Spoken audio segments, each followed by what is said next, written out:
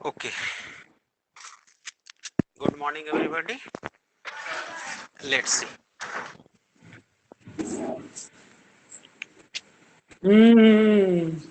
माणु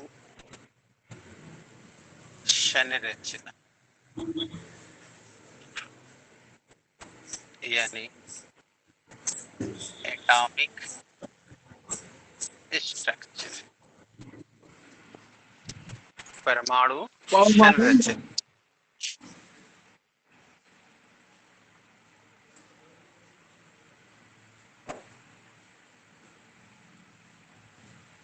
ओके, देखिएगा, छोड़ेगा तो किसी को प्रॉब्लम तो आइए समझा जाए। आपने पिछले चैप्टर, जिसे हम लोग फंडामेंटल कह रहे हैं, उस चैप्टर में आपने ये सुना,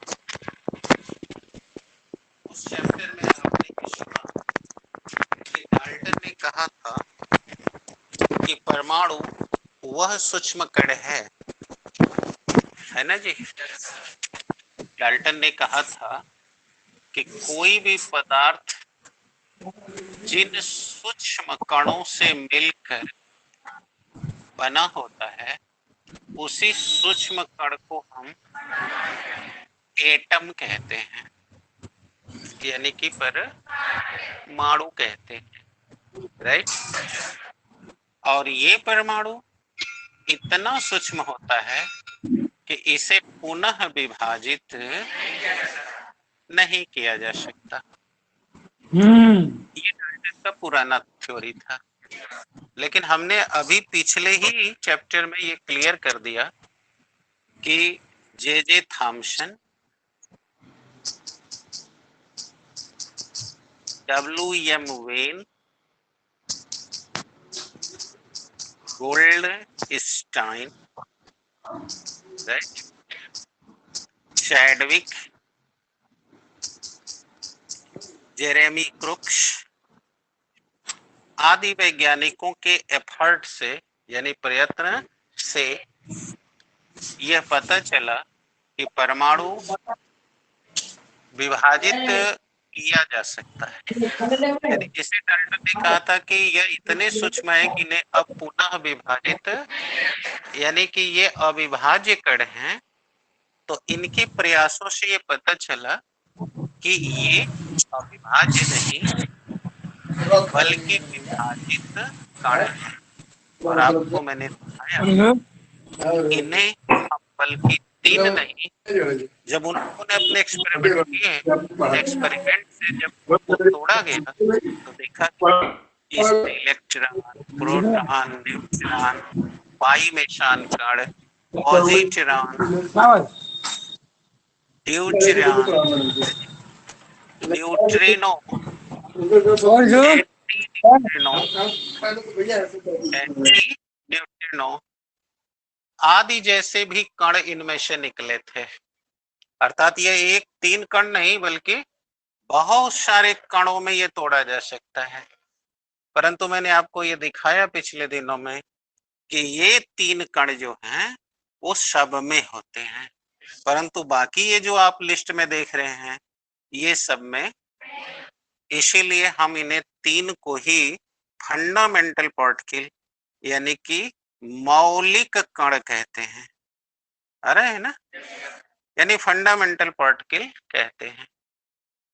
इसलिए आधुनिक परमाणुवाद में आपने पढ़ा कि परमाणु को कुल तीन मूल कणों में बांटा जा सकता है। इलेक्ट्रॉन, प्रोटॉन, जिसमें इलेक्ट्रॉन की खोज किसने किया? J Thomson. तो यहां तक की कहानी हो चुकी है। अब आपको ये दिखाने जा रहा हूं कि थॉमसन ने कैसे इलेक्ट्रॉन को खोजा।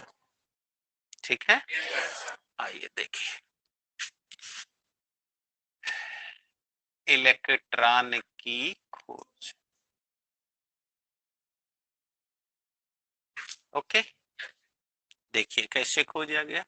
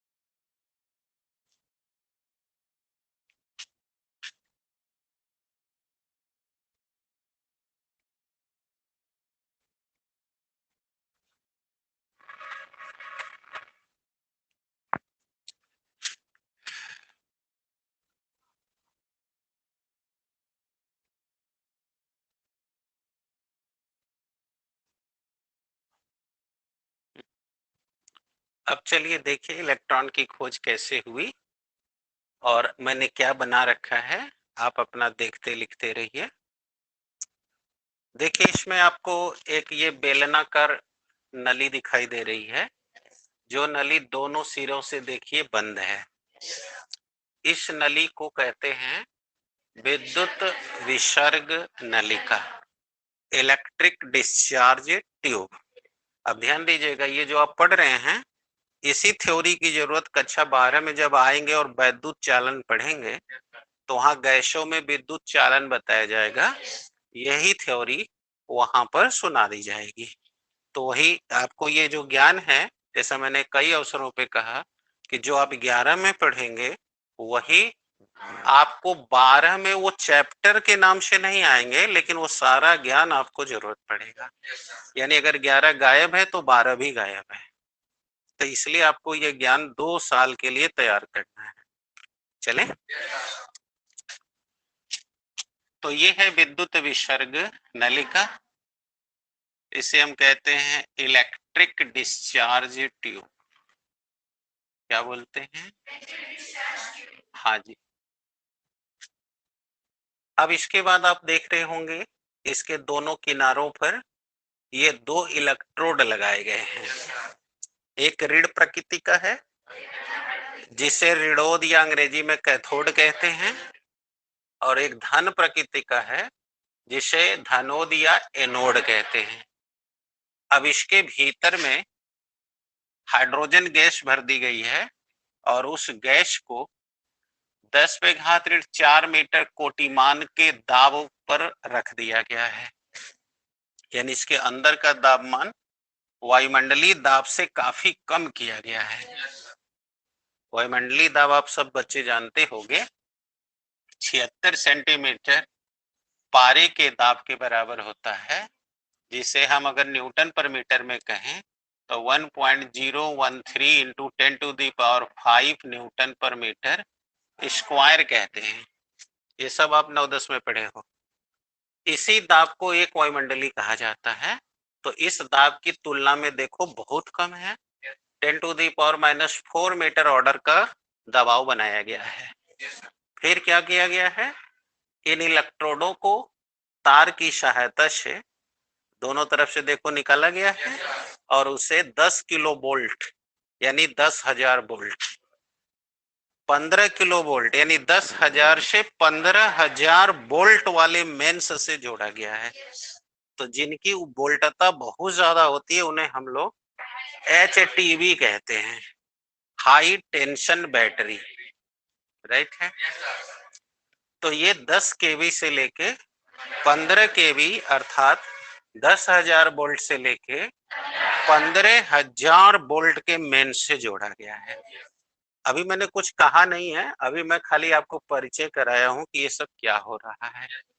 अब चलिए परिचय करा दिया हूं, अब जा रहा हूं बताने कि इलेक्ट्रॉन को खोजा कैसे गया।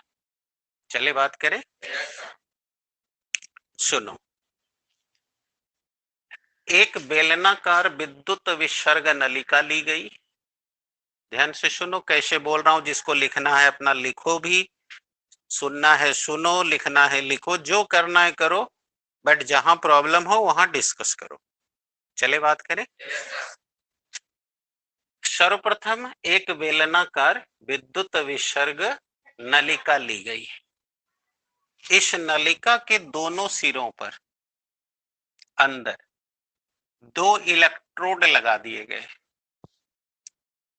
एक इलेक्ट्रोड धन प्रकृति का था जिसका नाम धनोद रखा गया, दूसरा ऋण प्रकृति का था जिसका नाम ऋणोद रखा गया। अच्छा, मैं यहाँ एक बात भी कहूंगा कि जो लिख ना पाए तो टेंशन ना ले, क्योंकि ये सब रिकॉर्ड हो रहा है, तो इसे आप घर भी अपना सुन ही नहीं सकते, सुन के भी लिख सकते हैं। तो इन केस मैं एक उदाहरण दे रहा हूं कि in case any student if he does not right और सी डज नॉट राइट, तो then it doesn't matter to be worried because this also recorded here. So at home whenever you will want to read it, so then go on the channel, you will read, make a note, so there is no problem, but understanding is very necessary. चले बात करें। तो सुनो, फिर से सुन लो। एक विद्युत विसर्ग नलिका ली गई, जिस नलिका के दोनों छोरों पर 2 इलेक्ट्रोड लगा दिए गए। एक धन प्रकृति का जिसे हम एनोड कहते हैं, दूसरा ऋण प्रकृति का जिसे हम ऋणोद कहते हैं। और लगा करके अब इसके अंदर हाइड्रोजन गैस भर दिया गया और भरकर उसका वायुमंडलीय दाब 10⁻⁴ कोटि मान के दाब के बराबर कर दिया, अर्थात काफी कम कर दिया गया। करने के बाद दोनों इलेक्ट्रोडों को 10 किलो वोल्ट से लेकर 15 किलो वोल्ट वाले मेंस से जोड़ दिया गया। इतना आ गया? कितने को आ गया? चित्त से पढ़ के समझ आ गई? अब जब जोड़ दिया गया तब क्या हुआ? अब देखो क्या हुआ। जब इसे 10 से 15 किलो वोल्ट के मेन से जोड़ दिया गया और इसमें धारा प्रवाहित की गई, राइट, तो क्या देखा गया कि कैथोड वाले सिरे से, राइट, नीले रंग की किरणें सीधे निकल करके एनोड की ओर आ रही हैं। ये देखो बोर्ड पे कहाँ आ रही हैं? हाँ देखो, ये सीधे निकल करके एनोड की ओर आ रही है।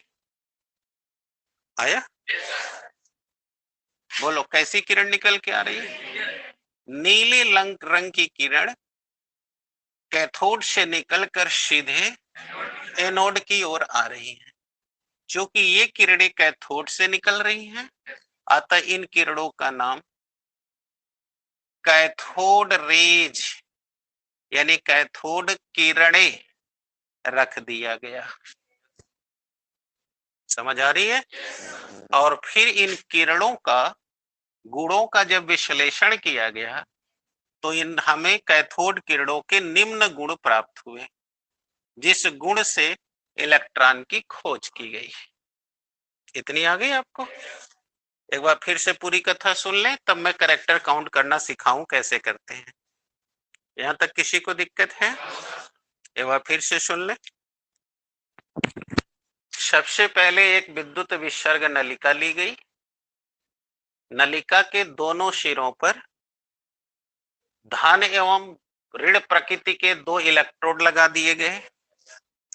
ऋण प्रकृति के इलेक्ट्रोड को कैथोड कहा गया, धन प्रकृति के इलेक्ट्रोड को, और इनके बीच गैस भरकर उसका दाब 10⁻⁻⁴ मीटर कोटि का कर दिया गया।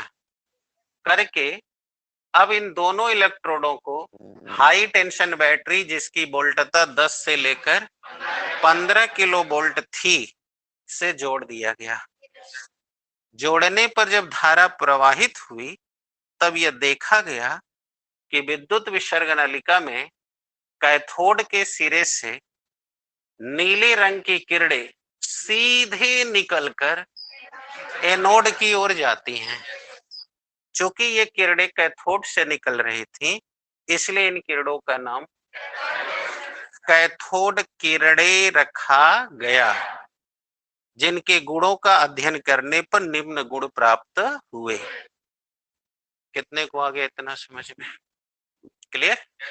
अब क्या गुण प्राप्त हुए? अब हमें कुछ भी याद नहीं करना है, बस उस पर देखना है और देखेंगे, और हम जैसे तर्क कर रहे हैं वैसे आप तर्क करेंगे तो आपको इन किरणों का गुण जबानी याद हो जाएगा। जैसे देखिए, मैं इसको देख के पढ़ने जा रहा हूं, आइए सीखिए। आप में से सब बच्चे फिजिक्स पढ़े हैं और देख रहे हैं कि ये 1 डायमेंशन में जा रहा है, तो सबको पता होगा इसका पथ ऋजुरेखीय है। तो देखो, तो फिजिक्स पढ़े थे तो पहला पॉइंट पढ़ने आ गया ना, कि नहीं आ गया? यानी पहला गुण हमको मिल गया। क्या? ये किरणें सरल रेखा में, है ना, सरल ऋजुरेखीय पथ से, है ना जी, ऋजु रेखीय पथ से चलती हैं। अब बताओ तो देखो, अब तुमको लग रहा है ना कि फिजिक्स का ज्ञान केमिस्ट्री में आ रहा है, हर वैसा ही आएगा। और कायदे से पढ़ोगे तो कुछ भी याद नहीं करना है। कठिन लगा ना जी? कैसे हमने पहला गुण बना दिया, सबको आ गया? क्योंकि अभी अभी फिजिक्स में हमको पढ़ाया गया कि अगर कोई बॉडी वन डायमेंशन में मूव करे तो उसका पथ ऋजु रेखीय होता है। तो देखो ऐसा हो रहा है कि नहीं? तो देखो पहला कैरेक्टर मिल गया कि कैथोड किरणें सरल रेखा में चलती हैं। देखो अब पढ़ने आने लगा और सीखो, सब इसमें लिखा है, बस देखते जाओ। दूसरा क्या देख रहे हो? इसका मार्ग देखो, ऋण से धन की ओर है कि नहीं? इसका मतलब कि ये वाला प्लेट इनको खींच रहा है, तो बोलो कोई खींचे तो उसे आकर्षण कर। इसका मतलब हमको दूसरा करेक्टर मिल गया। ये किरणें धन प्लेट की ओर आकर्षित होती हैं, मिल गया ना? ये किरणें धनोद की ओर आकर्षित होती हैं, राइट? अब तीसरी बात बताओ, तुम लोग कक्षा 9 से पढ़ रहे हो, दो विपरीत आवेश में आकर्षण होता है। तो अगर ये धन की ओर आकर्षित हो रही हैं तो बोलो पक्का है इन पर ऋण होगा कि नहीं होगा? क्यों होगा भाई? क्योंकि दो विपरीत आवेशों के बीच में आकर्षण। बोलो तीसरा करेक्टर मिल गया। ये किरणें, बोलिए, ऋणावेशित होती हैं। हेलो, कोई डाउट्स? अब आओ चौथा करेक्टर निकालते हैं। अब कुछ वैज्ञानिकों ने ये उनसे पूछा कि भैया आप बोल रहे हो कि ये ऋणावेशित हो रही हैं और इसलिए कह रहे हो क्योंकि धन की ओर आकर्षित होती हैं। चलो हम आपकी बात नहीं मानते, तब कैसे आप मुझे समझाओगे? तो उन्होंने कहा डोंट वरी, मैं समझाता हूं ना। आप क्या करो, इनके बाह्य क्षेत्र में विद्युत क्षेत्र पैदा कर दो। क्या कर दें? या चुंबकीय क्षेत्र पैदा कर दो, राइट? और अब गुजारो। तो बताओ अगर ये आवेशित होंगी तो जो बॉडी चार्ज होती है, बताओ उस पर आवेश का प्रभाव पड़ता है ना? तो उन्होंने भी यही किया। उन्होंने ये जो देख रहे हो कैथोड किरण, इनके मार्ग में वैद्युत और क्षेत्र पैदा कर दिया। तो क्या देखा कि अब ये किरणें जब गुजरती हैं तो वह इस क्षेत्र की ओर या तो आकर्षित हो जाती हैं, अर्थात अब वो अपना मार्ग जो ऋजुरेखी पथ है वो छोड़ दी, और छोड़ के देखो ये मुड़ गई। तो अब तो पक्का हो गया ना कि आवेशित हैं। क्योंकि अगर वो न्यूट्रल होती तो बोलो क्या इसका उस पर प्रभाव पड़ना चाहिए था? नहीं पड़ना चाहिए था। क्लियर है? इसका मतलब अब हमको चौथा करेक्टर का ज्ञान हो गया। क्या? कि यदि इन किरणों को, है ना जी, वैद्युत या चुंबकीय क्षेत्र से गुजारा जाए, है ना भाई, तो ये अपने मार्ग से विचलित हो जाती हैं, विचलित हो जाती हैं। आ गया कि नहीं? अब आइए पता करें अगला करेक्टर। कोई स्टूडेंट प्रॉब्लम में? तो क्या देखा आपने, ये अपने मार्ग से क्या हो गई? विचलित हो गई।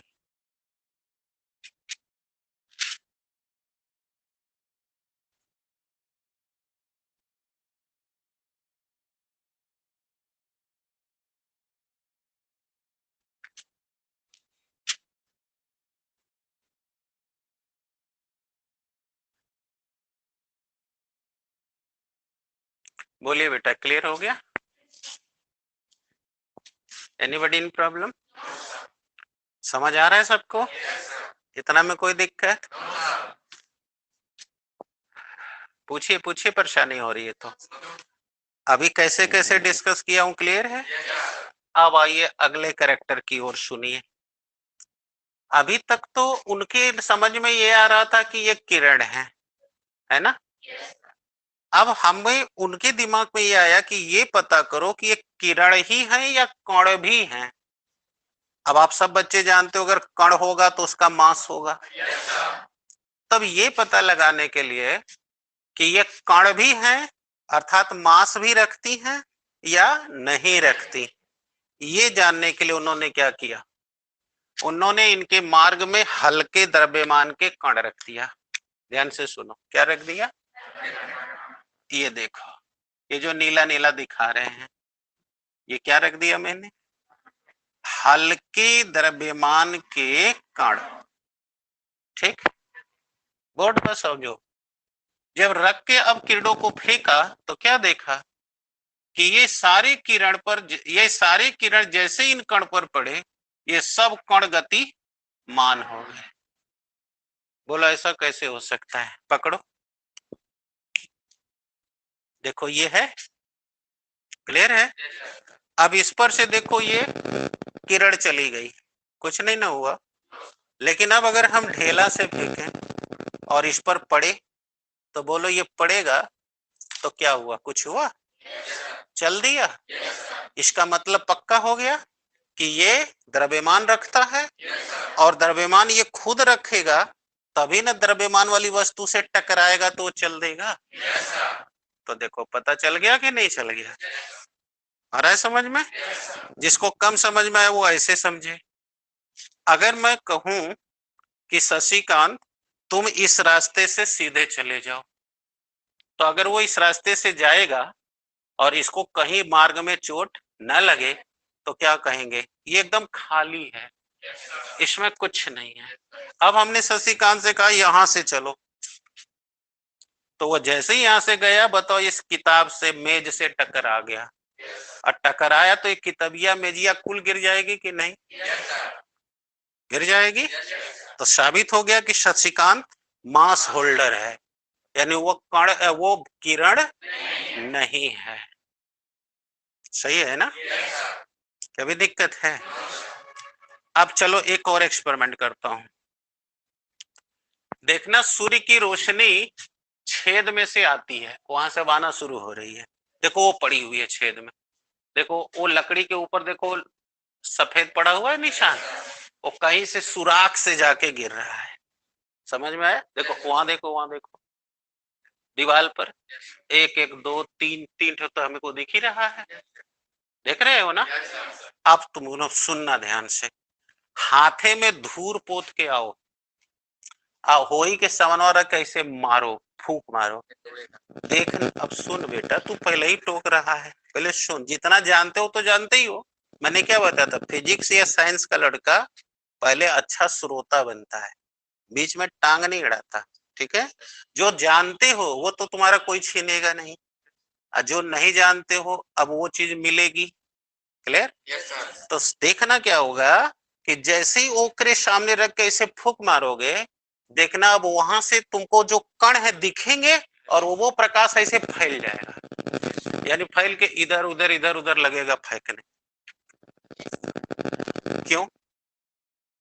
यानी मतलब ये कि सूर्य के प्रकाश में भी कण है, और उस कण को क्वांटा या फोटान कहते हैं, और वो कण हमारे धूल वाले से टकराया, और टकराया तब वो चारों ओर फैल गया।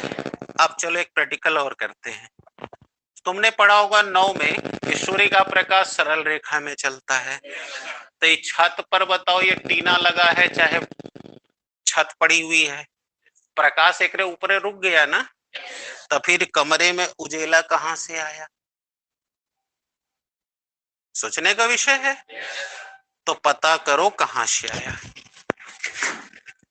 ये आदत है ना इधर उधर जाने की। कहां से आया? बैठो, ठीक तो है? हाँ चले बेटा, कहां से आया? पकड़ो। वो आया इस मकान के बाहर के दरवाजे से आया। अभी तुम दरवाजा खिड़की बंद कर दोगे, कमरा में अंधेरा आ जाएगा कि नहीं? इसका मतलब पक्का कि प्रकाश आ रहा है बाहर से, न कि सूर्य से। यानी इस कमरे में प्रकाश सूर्य से नहीं आ रहा है, वो बाहर से आ रहा है। तो बाहर में कहां से आ रहा है? बाहर में आ रहा है हवा के कणों से। ये जो बाहर हवा है उसमें धूल धुआं छोटे छोटे पार्टिकल घूम रहे हैं, और वो सूर्य का प्रकाश जो उस हवा में पड़ रहा है, तो उस प्रकाश के कणों से टकरा रहा है, और हर कण टकराकर प्रकाश को रिफ्लेक्ट कर रहा है। यानी इस घटना को विसरित परावर्तन कहते हैं। और उसी परावर्तन से प्रकाश कहाँ आ रहा है? इस दरवाजे से। अब इस दरवाजे से प्रकाश भी सीधी रेखा में आया, यहू में हवा भरी हुई है, अतः उससे टकराया, और वो टकराकर पूरे। और अब देखो ये हाई देख रहे हो, हाई देख रहे हो, ये करे अंदर भी घुस गया। क्यों? जबकि प्रकाश तो सरल रेखा में चलता है, क्योंकि हवा के जो कण है वो हर समय इधर उधर जिग जैग भागते रहते हैं, अतः वो टकरा टकरा के चारों ओर फैल रहे हैं, वो रोशनी इसमें जा रही। और अब अगर हम इस पर रोक लगा दें तो अब इसके अंदर देखो बंद हो गया। आगे बात समझ में? कि अभी नहीं समझ में आ गई? अब तुम समझ गए इसका रोल क्या है। और यही चल चलो हम लोग चल चलते हैं कहाँ?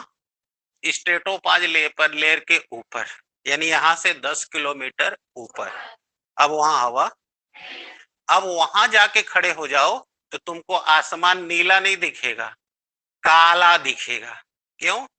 क्योंकि वहां धूल धुआं आदि के कण, हवा निर्वात है, अतः प्रकाश खाली आ रहा है, टकरा के फैल नहीं रहा है। जैसे तुम लोग रात को देखे होगे मोटर जा रही है और उधर से तुम आओ तो तुम देखोगे ट्रक के पीछे या ट्रक के बगल में तुम्हें काला दिखेगा, और सामने देखे हो ना? अगर साइकिल लेके जा रहे हो तो समझ ही में नहीं आएगा किधर जाएं। होता है। क्यों? क्योंकि प्रकाश जिधर से जा रहा है, नेत्र केवल उसी भाग को रिसीव कर रहा है, और ट्रक के अगल बगल जो हिस्सा है वहां से कोई भी प्रकाश परावर्तित होकर आंख में, इसलिए उसके इधर कोई भी क्षेत्र से प्रकाश न आने से, रिफ्लेक्ट न होने से हमें वो काला दिख रहा है। यही चीज हो रहा है निर्वात में। क्लियर हो गई? Prakash come back but not return. जैसे कि रात का समय है और तुमको पार्टी में जाना है और तुमको बाल झाड़ना है, तो तुम्हें अंधेरे में दिख नहीं रहा है, तो तुम्हें टार्च कहाँ जलाना चाहिए? ये शीशा पर या चेहरे पर? क्यों शीशा पर क्यों नहीं? इसलिए क्योंकि इसमें से ज्यादातर कुल हवाई छाप आए हैं, इसलिए उनको ज्यादा समझाना पड़ रहा है। मतलब 10 में कुछ नहीं किए हैं सब, पकड़ो, क्योंकि 10 में भी लाइट है। अब शीशा से मारोगे तो शीशा पर प्रकाश गिरेगा, अतः प्रकाश रिफ्लेक्ट होगा, वो आंख में आएगा, तो वह जिस वस्तु से आ रहा है वो टार्च है, इसलिए तुम्हें टार्च दिखेगा। और जब चेहरे पर मारोगे प्रकाश तो प्रकाश चेहरे पर गिरेगा, ये वस्तु हो गई, और ये जाके शीशा पर गिरेगा और फिर शीशा से रिफ्लेक्ट होके आएगा, तब हमें अपना चेहरा दिखेगा। अब समझ में आ रहा है जी कि भी नहीं आ रहा है? क्लियर हो गया? अब तुम यहाँ बैठे हो, देखो उस दरवाजे के पीछे अंधेरा दिख रहा है। क्यों? क्योंकि वहां रखी हुई किसी भी वस्तु से प्रकाश टकरा के मेरे आंख में, और अभी दरवाजा हटा दें, इधर कर दें, अब प्रकाश जाके गिरेगा और अब टकरा के आएगा, तो अब हमको दिखेगा दरवाजे के पीछे क्या है। अब समझ आ रही है? फिलहाल ये बात क्लियर हो गई। तो क्या हुआ अगला कैरेक्टर कि अगर हम कैथोड किरणों के मार्ग में, ठीक है, हल्के द्रव्यमान के कण रख दें तो ये किरणें उनसे टकरा कर उन्हें चलाए मान कर देती हैं। अर्थात इससे ये पता चलता है कि ये जो कैथोड किरण है वो किरण नहीं, कण हैं। क्या हैं? कण हैं। अभी समझ में आ गया कि अभी नहीं आया? फिर से सुनो, क्योंकि यहां मैंने थोड़ा ही बात लिखा है। ये 5वां करेक्टर है। यदि हम कैथोड किरणों के मार्ग में हल्के द्रव्यमान के कण रख दें तो हम पाते हैं कि ये किरणें जब इन कणों पर पड़ती हैं तो ये इन्हें चलाए मान कर देती हैं। अतः इससे स्पष्ट है कि ये आने वाली किरणें नहीं हैं, कण हैं, अर्थात इनमें द्रव्यमान है। क्योंकि द्रव्य में यही परिभाषा सुनाई गई थी कि जिनके पास ऊर्जा हो और रखने पर स्थान घेरे और उनका द्रव्यमान हो, उन्हें द्रव्य कहते हैं। तो they are the particles, not rays. Clear हो गया? अब तब अगला क्वेश्चन अपने से उठ गया कि अगर कण है तो इनका द्रव्यमान कितना है। तो रदरफोर्ड सॉरी थॉमसन साहब ने उनके द्रव्यमान की कैलकुलेशन किया तो क्या पाया कि इनका द्रव्यमान माने किनका, जो जिन्हें अभी अभी कण कहा गया है, इनका द्रव्य हाइड्रोजन परमाणु के द्रव्यमान का 1837वां भाग होता है। कितना? क्लियर हो रहा है? यानी हाइड्रोजन परमाणु का जो द्रव्यमान होता है उसका कितना भाग? 1837वां पार्ट होता है। तब तो साबित हो गया, इसका मास भी निकल गया। और अब 7वां पॉइंट, अब 7वां पॉइंट जरा देखना ध्यान से, अब डिक्लेरेशन होने जा रहा है। बोलो क्या? पहला पता चला था कि ये ऋणावेशित है और अब पता चल गया कि ये कण है। तो इन्हीं ऋणावेशित कण को इलेक्ट्रॉन कहा गया। हो गई इलेक्ट्रॉन की खोज। तो देखो हमने कुछ नहीं किया, जो जो इसमें दिखा था वही गिन के 7 पॉइंट बना डाले। आगे सबको तो ये पढ़ाई है, ऐसे पढ़ोगे याद हो जाएगा। अभी कोई डाउट है? फिर समझा दे? चलो फिर से सुन लो। इन कैथोड किरणों के निम्न गुण होते हैं। पहला, ये सरल रेखा में चलती हैं, राइट। दूसरा, ये धनोद से निकलकर ऋणोद की ओर आकर्षित होती।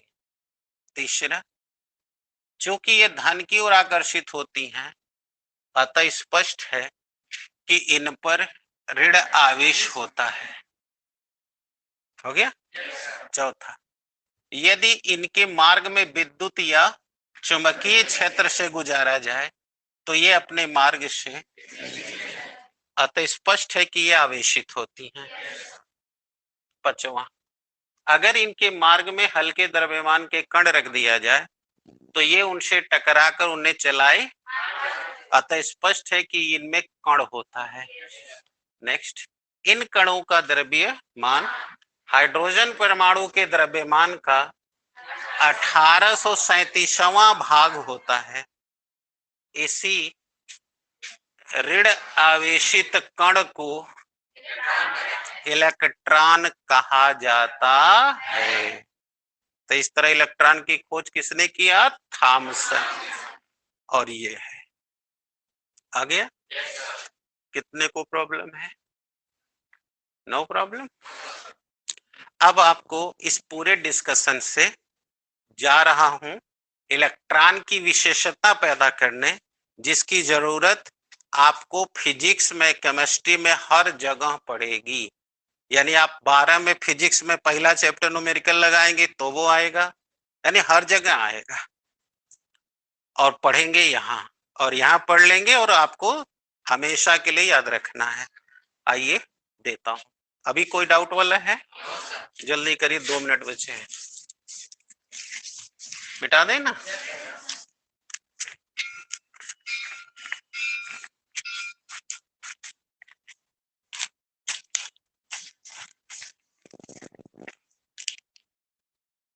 चला जाए।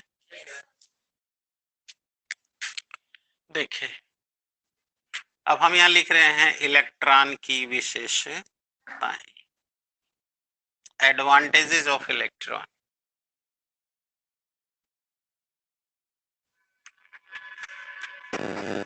इलेक्ट्रॉन की विशेषताएं। चले, क्या विशेषता होती है? देखिए, अभी अभी जो आप पढ़े वही लेना है। बोलो पहली विशेषता कि ये ऋणावेशित कण है।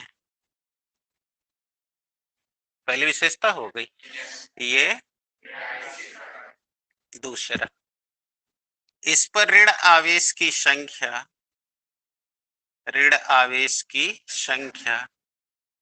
-1 होती है, जिसका आंकिक मान यानी आवेश की मात्रा, ठीक है, 1.6 गुणे 10 पे घात ऋण 19 कूलाम होता है।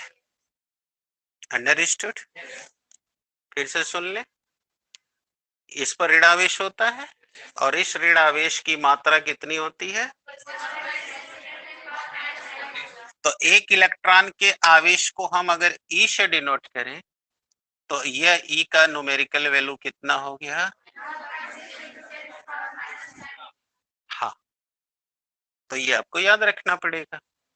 चौथा, अभी आप कह रहे थे कि यह कण भी है, तो एक इलेक्ट्रॉन का जो द्रव्यमान होता है, अभी पढ़े हो कि हाइड्रोजन के 1837वें भाग के बराबर होता है।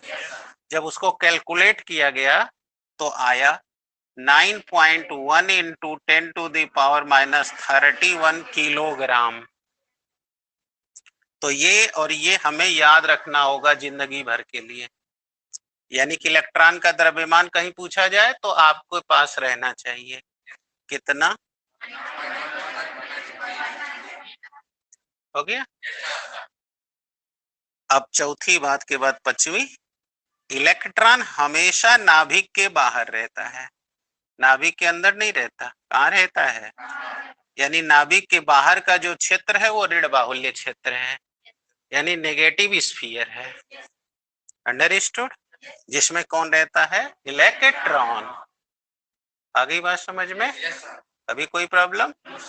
और एक करेक्टर और दे रहा हूं कि अगर कोई एटम है यानी परमाणु है तो उसमें जो इलेक्ट्रॉन की संख्या है वह हमेशा प्रोटॉन की संख्या के बराबर रहता है।